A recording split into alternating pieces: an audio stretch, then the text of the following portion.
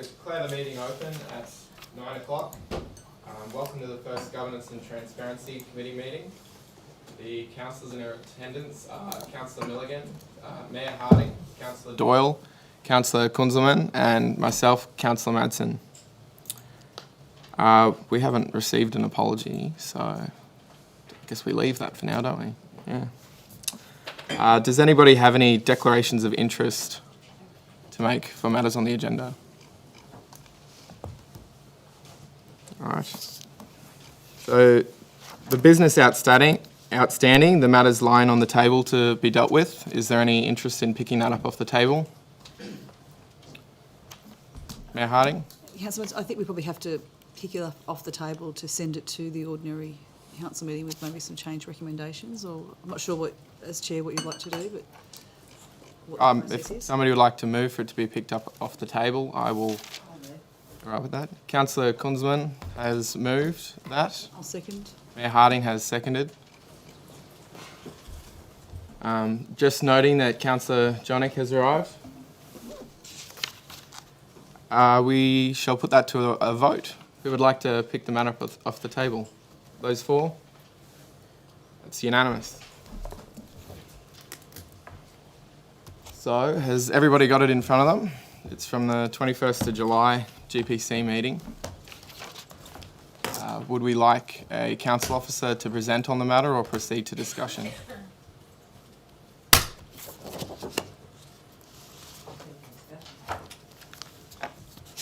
Yep. All right, we seem to be happy to proceed to the discussion on that matter. Would anybody like to lead us on that? Would anybody like to move one of the recommendations from the report? 21st of July.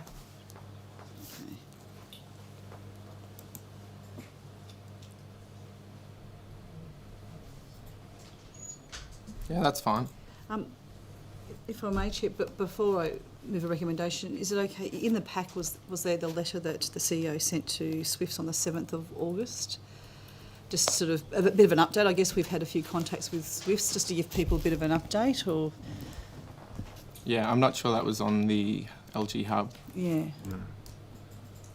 I think it's probably quite an important document to have as part of it. If I could just advise, and I'll see if I can... Can I just make sure, can you hear the CEO on the live stream? Yep. The Mayor and I and Council Officer met with the Chair and another representative of Swifts approximately 3 weeks ago, would it be, Mayor? 29th of July. 29th of July. CEO.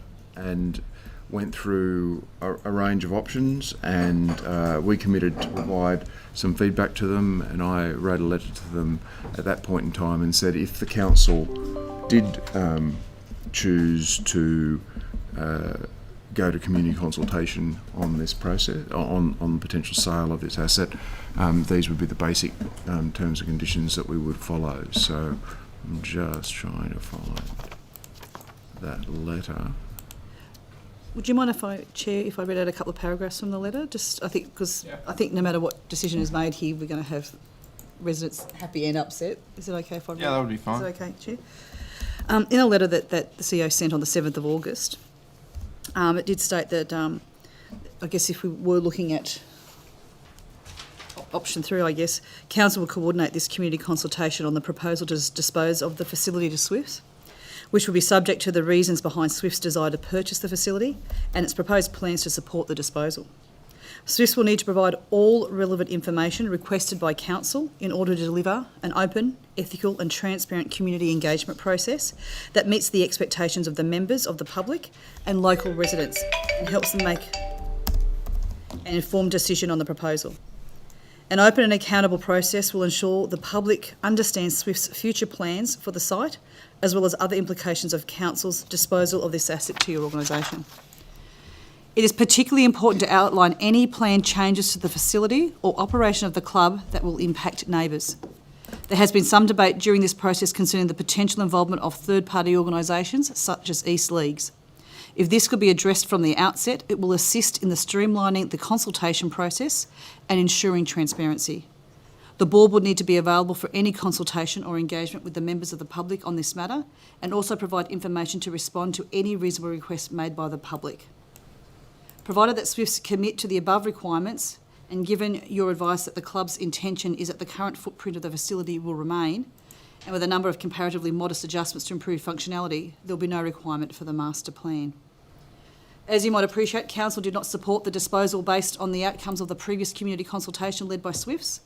This was on the basis of feedback from stakeholders that the process did not meet reasonable expectations of a community consultation process, in particular that the public were not fully informed.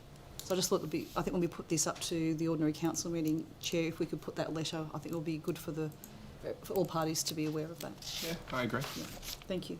Can I just, through the chair, clarify one thing? In the discussions with Swifts, have we confirmed the footprint, the size that they're happy to No. take? My understanding in my own investigations and discussions here with council officers is that the survey plan, the proposed survey plan, the dimensions of that are greater than their existing footprint that they operate from. No one can clarify to me who drove the size of the proposed survey plan. So I want to make sure that we understand if we move forward in the sale of an asset, that a new survey plan would be required, a new proposed survey plan, to bring it back to their existing footprint. Is that? Well, the detail of what we would go out with would be absolutely explicit in the community consultation, and we can confirm between now, should the committee recommend that we go out to community consultation on sale, before the council meeting we will confirm detail of an exact footprint, or you know, essentially, if it's unsurveyed, but a fundamentally an approximate footprint prior to survey to confirm to go out on consultation with. I think the community doesn't need that lack of certainty, and that sort of lack of certainty in consultation is a thing that makes those things fall apart. Okay, good. I see this as a material piece of information that residents absolutely want to know, and it will impact their decision, or sorry, the feedback they give. There, I believe, will probably be some appetite to move the asset, the ownership, to Swifts under the current footprint. But I would suggest there is zero appetite to give any further parkland away. It's a critical piece, and for whatever reason, I'm unable to determine who drove the dimensions of that proposed survey plan. And I think, respectfully, it's where it possibly all went a bit pear-shaped. Yeah, I believe that we should definitely talk about this at the ordinary meeting next week and get an answer to that question, because it's pretty important. Through you, Chair, the CEO. It says Swifts will need to provide all relevant information requested by council. So we're going to give them a list, are we? Yes, and potentially during the consultation as well. Yeah. And so it wouldn't proceed if they don't provide all the relevant information. Thank you. But the whole intention is to go out on consultation and have as much that is unclear available to the community as possible, understanding that this is essentially, while it's a community-based organisation, it's a commercial business, and your intentions today may not be your intentions in 12 months' time. Business conditions change, you know, the world changes, but to provide as much information as possible, particularly to the local residents, about the likely impacts on them from any disposal. I'm happy, Chair, to push forward those recommendations, but not to make a decision on point B on 1, 2 or 3. I think that's probably something we need to discuss. I agree with you, Chair, to have that discussed at the full council ordinary. So I'd be happy to move that recommendation go to the ordinary council meeting for a decision. For a decision there. I think we need to have, in particular, Councillor Fechner's not part of this committee, Yeah, it's an institution, yeah. but you know, it is smack bang in the middle of his and certainly the deputy mayor's division. So I think I'd prefer to make sure all the councils involved have a say. Yeah, I concur. Would that require an amendment, or can we just... No, because nothing's been moved yet. So you need to move something, and you move that recommendation, understanding that recommendation as a motion, as a resolution of council is not competent because it actually hasn't told us what to do. But if the impression is it goes to we need council to and make then it council competent. makes a decision next week, it's clear that that's what's happening. So if the Chair of Council Mazen, if I may move that recommendation, knowing that we're not making a decision on item B, to have that, and we do that in full knowledge that we haven't made a decision on item B, to have it a full council meeting. Yeah, for I'll the move decision that. to be made next week. Yep. Is there a seconder for that I'll motion? second. Councillor Kunzelman. All right. Shall we put it to a vote? Those four? Looking around the room, that's unanimous. Excuse me. We'll move on to the next item on the agenda, the Transparency and Integrity Hub Implementation Report. Would we like a council officer to brief us on this prior to our discussion? Is that the feeling? Yeah. I would like to call on Ms. Cooper to speak to this.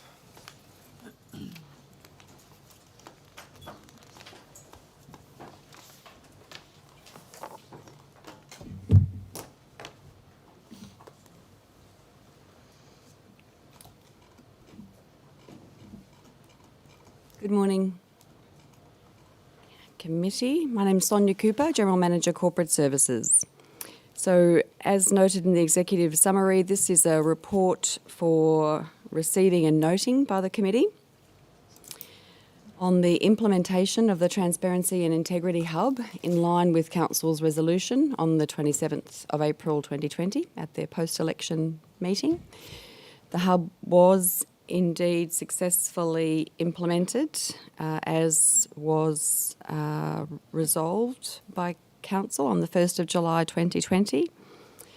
So the report seeks to set out exactly what was delivered, acquitted against the Council's resolution in each of the respects of the resolution, and seeks to update on steps taken by officers to ensure that it was a lawful and appropriate implementation, having gone to the market and secured a provider, Redmond Solutions, to implement the hub in partnership with Council using the OpenGov platform.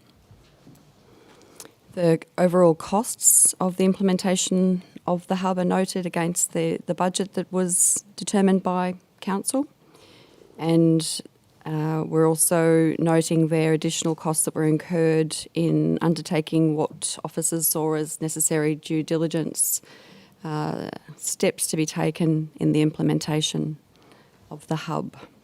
So we seek to report back to Council, to committee rather, on that implementation. I'm happy to take any questions. Any questions? Before? Yeah, me, Chair. Ms. Cooper, I just want to thank you very much for you, the CIO and the CFO, for implementing the Transparency Integrity Hub. You know, Ipswich is the only council in Australia to have done this, so you had to, I think, pave a lot of new roads, invent a few new wheels and so on to get there, so thank you very much. May I ask, this new council has a big emphasis on transparency and accountability. Are all the expenses for the current councillors currently available on the hub? All of the expenses for the current councillors, yes, are indeed published on the hub. Thank you. Councillor. Yes, thank you for your work. We appreciate it very much. Because I think essentially it helps residents to understand why we make the decisions that we make, whether it's fixing someone's driveway or spending $1 million. But I just wondered about, is there a set price for subsequent years' service for this? There is. So the the resolution of council also set for us a budget for ensuing years for ongoing service and maintenance, which was $100,000 per annum. So the service contract that we've entered into with Redmond Solutions sits within that budget, and we are working to ensure that we deliver ongoing. So it's never going to cost more than that, is that?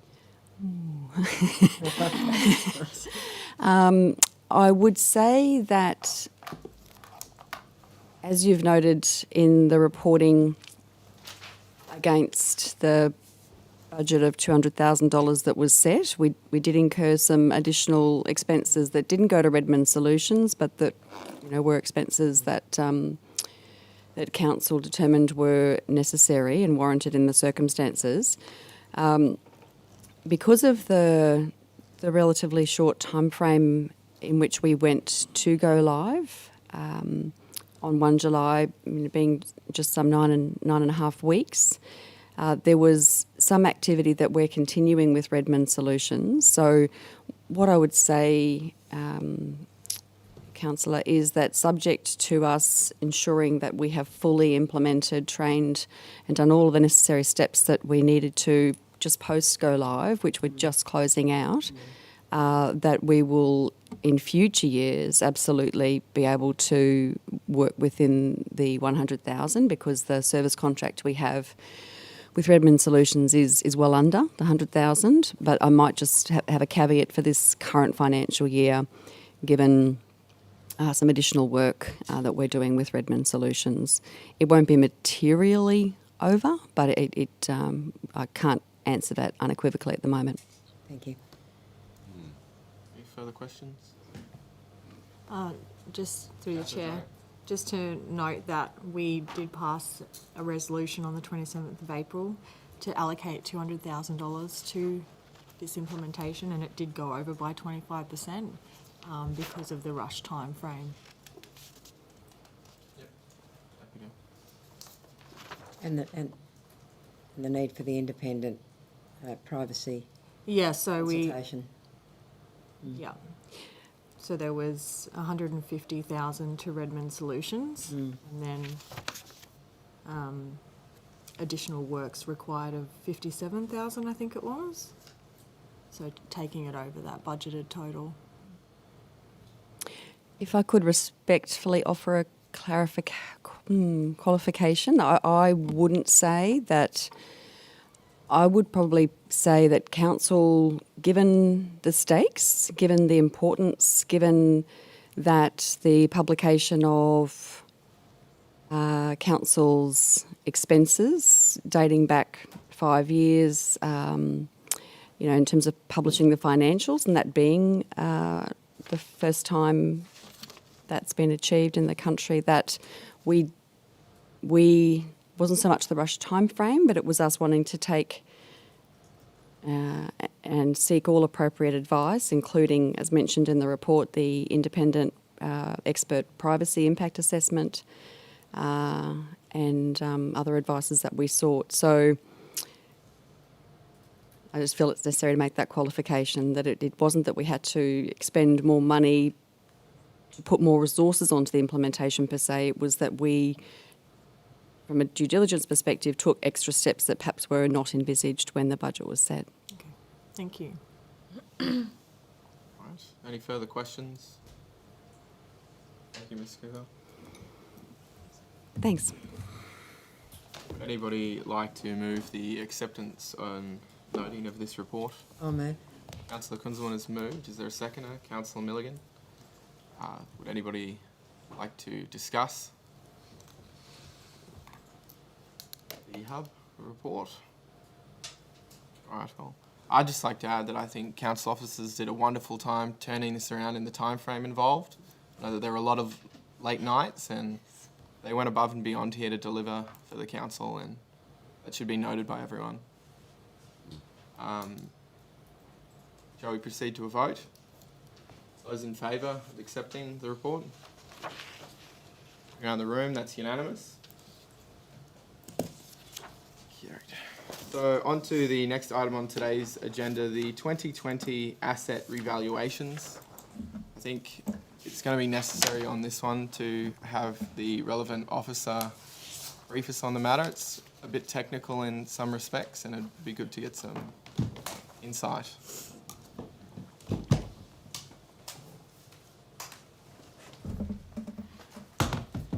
Thank you. Good morning, Chair, Mayor Harding, councillors. My name's Jeff Keach, the Chief Financial Officer. The report that you've got for discussion at the moment is, as you say, in relation to the 2020 asset revaluation. As part of our annual preparation of financial statements, we're required to obviously determine that our assets are at fair value in accordance with the accounting standards. So, as you've outlined in the report, we have a rolling program where we revalue our classes of assets over a 5-year period. This year, the asset revaluation, in a formal sense, occurred in relation to our land assets, our building assets and our other structures assets, and what we refer to as a desktop valuation on other classes. You're right, Councillor Madison, Chair, it's quite a technical report is sitting there. To give some level of comfort for the committee, the report has gone to the Audit and Risk Committee previously and was discussed in detail at which a couple of the councillors in the committee also attended. So it's a similar report that was there. The report has been endorsed by the Audit and Risk Committee to come up to council. It's just here for council final approval in relation to that, so we can process so the audit can proceed on that basis. From another level of comfort is obviously the Queensland Audit Office will undertake a detailed audit of the revaluation numbers and details in relation to that. I guess it's more for the council and the committee to understand the process that was undertaken in determining that process, more so than the actual numbers themselves. The numbers are there and will be subject to audit as part before the financial statements are signed off. But it's more to understand the process that was undertaken in relation to that revaluation side of things, and that's outlined in the report. The report also outlines what was ultimately the revaluation impacts, particularly, as I say, on land, buildings and other structures, and also outlines the involvement of our support from external valuers that supported council officers through that process in determining the final value, and their reports are attached to the report as well. So again, I can take guidance from the committee as to what level of detail you want me to go through in relation to that. As I say, it's been through audit and risk. It will be subject to audit, but if I've got any questions in relation to the process or any of the numbers, I'm more than happy to take those. Any questions for Mr. Keach? Because, Mr. Keach, just are there any particular areas that you think that are of high risk to the council, or will have a cost implication? As you can note, the revaluation does result in an increase of values in both buildings and other structures. What will result from that is likely a little bit of an increase in depreciation as a result of that, because obviously the fair value of the assets goes higher. Again, as we go through and assess what will be the final changes of useful lives, there potentially is an impact of depreciation going forward. That's a non-cash effect of council, but noting that could affect in the current financial and future financial years as we work through that rolling out. No cash impact as such. It's more in relation to that depreciation effect, because it is all non-cash entries that have gone through. But noting that there has been an increase in what is referred to as the fair value, the net book value of those assets, that does mean that we'll be writing off a higher value in future years in that space as we consume the benefit of those assets. And through the chair again, could you explain in layman's terms what that potential impact will be in outer years, in future years, to our books? To quantify that exactly, it could be worth a few $1 million a year. We're determining that at the moment, so I'll need to come back to council as we work through that impact in both the next few months. But yeah, you're talking there was $30 million. If that's over an effective life of 15 or 20 years, then you can see that there can be a couple of $1 million impact a year of depreciation in relation to those. But a key part we've got to work through with the asset management people of that area of effective lives. So does the lives of those assets change as a result of that, which then means that you're not consuming those benefits over that period that we've currently got. It might be over a longer period and that change. So it's quite technical and it needs a lot of work through. The other area of risk is us to make sure we enhance our asset management systems. There's noting in the report that I say there that there's more work we can do in improving our asset management systems, which will help with understanding those effective lives of our assets and the condition-based of our assets. So that's an area which I know is there's some key transformation projects in that space to continue to improve our asset management side of things in that area as well from a risk perspective. Any further questions? Thank you, Mr. Keach. Would anybody like to move the recommendations put forward today? Councillor Jonik has moved. A seconder? Councillor Milligan?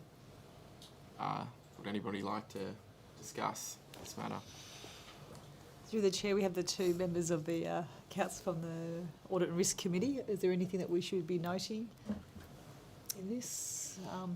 Through the chair to Councillor Jonik or Councillor Doyle? I don't believe there's anything, sorry, through the chair, I don't believe there's anything further to add over and above what Mr. Keach had to say here today. I agree. What he presented was consistent with what he's presented to the Risk Committee yesterday. It's effectively audited by several different institutions, independent of council. Quite a rigorous process. Absolutely. Thank you. And through the chair, probably from a discussion point, when we had our budget discussions a few months ago, we're going through the budget line by line. We did discuss at some stage, improving our asset management systems, and I know we sort of put that on hold. I just do note that it's in here as well. I think it'd be vital for when we start our budget discussions later in the year that we look at it again. Yeah, absolutely. All right, we shall put that to the vote. Those for accepting the recommendations, looking around the room, that's unanimous and carried. On to the next item on today's agenda, item 3, security services. I'd like to call on the relevant officer to talk about this rather large procurement process.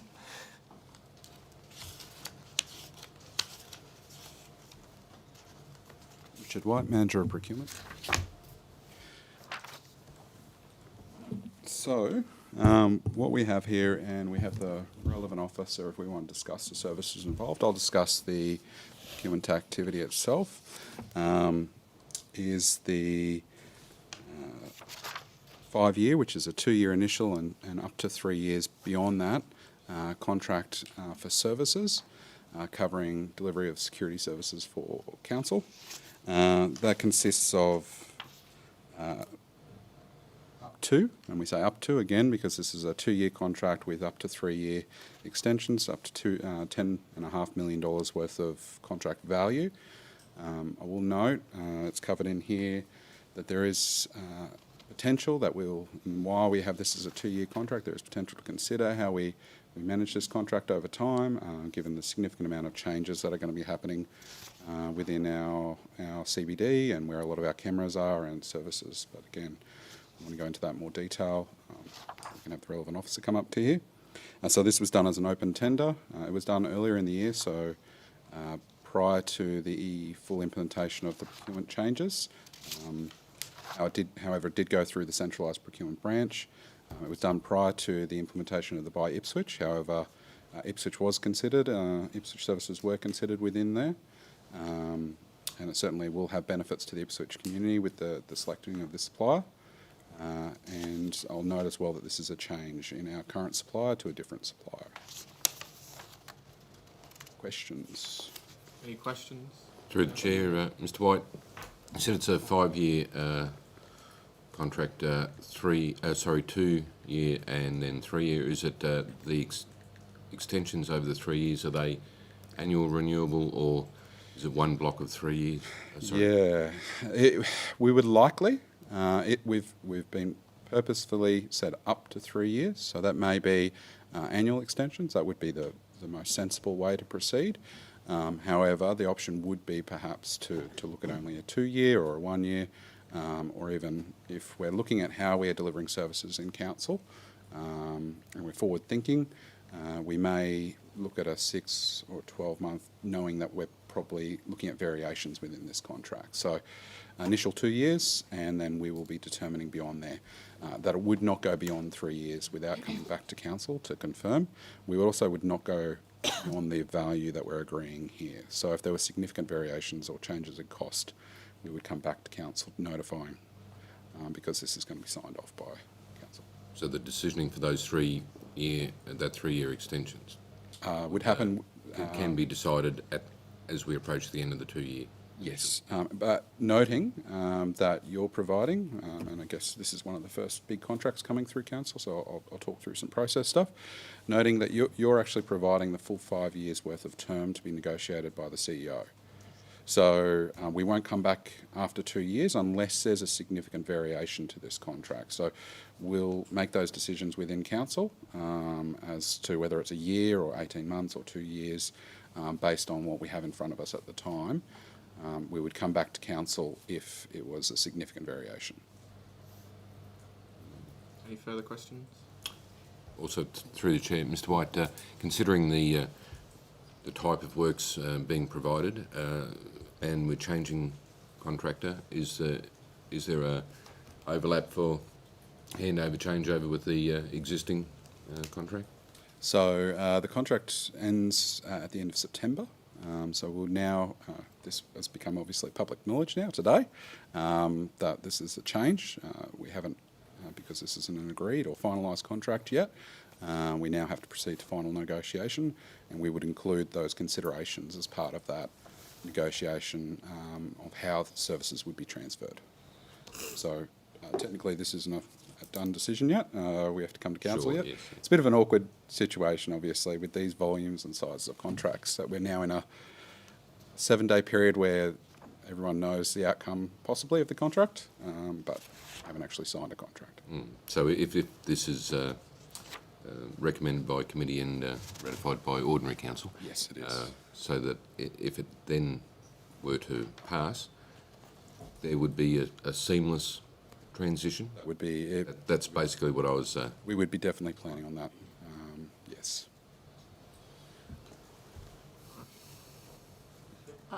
Through the chair, just following on from Councillor Milligan's point, it's my understanding that if this council wanted a contract evaluation report to come back to us in 2 years to look at that, we could easily add that as part of the recommendations if we wanted to. There's nothing You could to stop certainly that. add that, If we wanted to. because the final decision rests with council. And you can add those recommendations if you wish. Yes. And through the chair, my other question is, I note the 3 evaluation criteria, and one of them being support for local business and industry. So I'm really pleased to see that, because this did go out before the buy Ipswich procurement policy. So thank you. And it says here that the suppliers had to provide evidence of their ability to support local business and industry. What kind of evidence was provided? Was it a percentage or a number of staff that they were employing locally, or businesses? What was? I can go into Without breaching more detail. commercial in confidence. We can, if you wish, I can go into. They did give details, which I can discuss with council, but as confidential, Okay. we would have to close. Move into closed session. Closed session. Which is an option for the council if we want to go down, take our discussion down that path this morning. May I move that we move into closed session so that we may participate in a discussion on commercial and confidence matters of this particular tender? That's procedural, so it doesn't need a second. Doesn't need a second. All right, we'll put that to the vote that we move into closed session. Those 4 around the room, that's unanimous. Do we have any members of the public?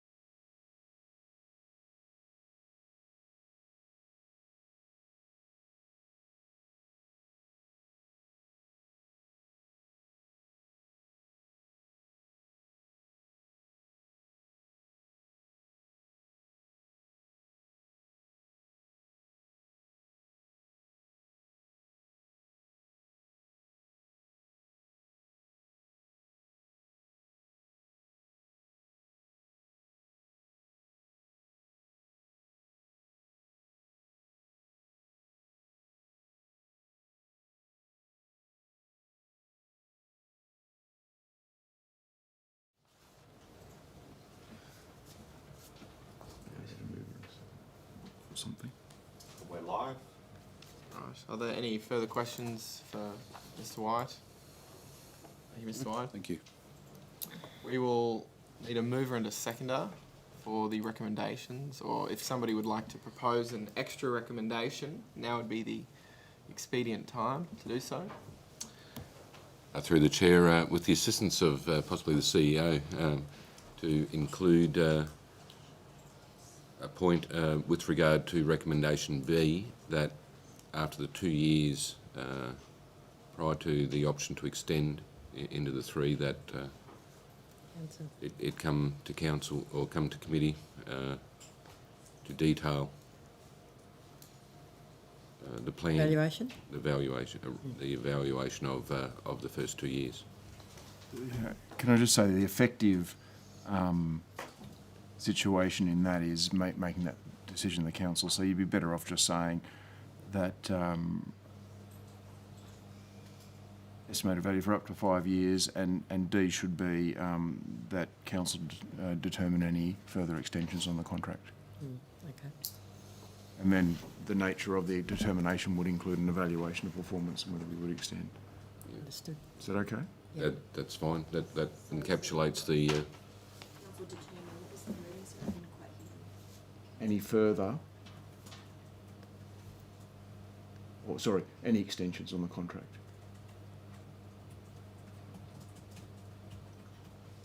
After the first The 2 years. 2 years. Yeah.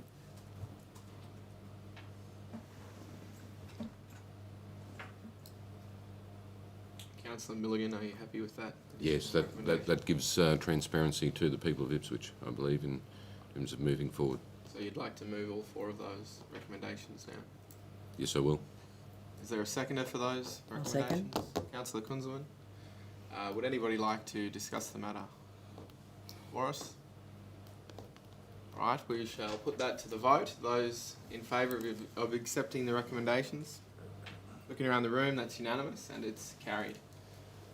And that brings to a close today our matters for this Governance and Transparency Committee meeting. I declare the meeting closed at 9:44.